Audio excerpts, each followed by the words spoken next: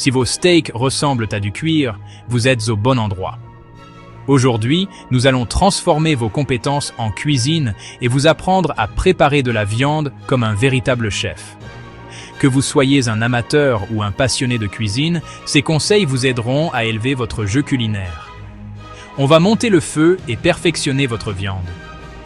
La chaleur est l'un des éléments les plus cruciaux pour obtenir une cuisson parfaite. Trop de chaleur, et vous risquez de brûler l'extérieur tout en laissant l'intérieur cru. Pas assez de chaleur, et vous n'obtiendrez pas cette belle croûte dorée.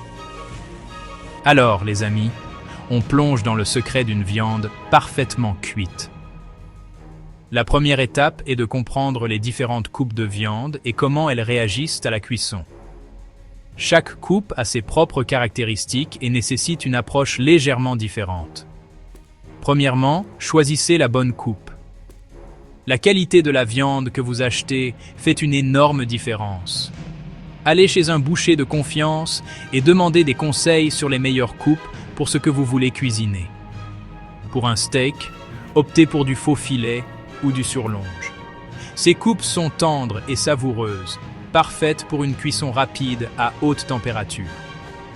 Le faux filet, avec son persillage généreux, offre une saveur riche et juteuse, tandis que le surlonge est légèrement plus maigre mais tout aussi délicieux. C'est juteux et plein de saveurs.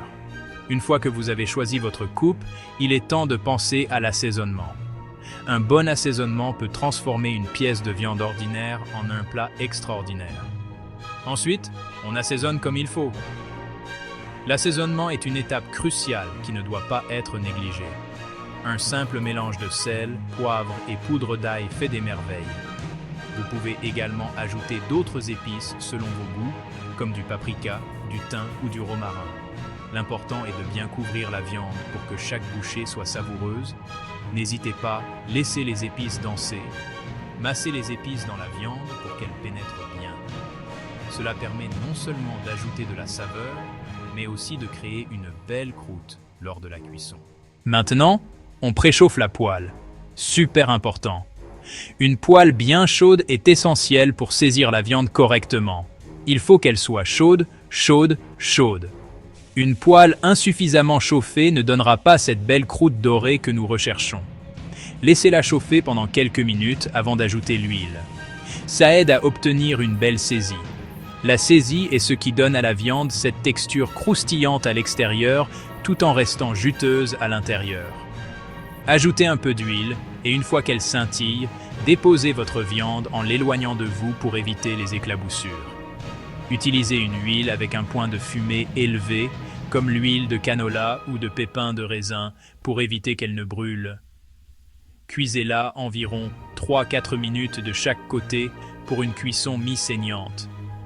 Si vous préférez votre steak plus cuit, ajustez le temps de cuisson en conséquence. Mais utilisez un thermomètre à viande pour plus de précision. C'est l'outil le plus fiable pour s'assurer que votre viande est cuite à la perfection. Visez 55 degrés C pour mi-saignant, 60 degrés C pour à point.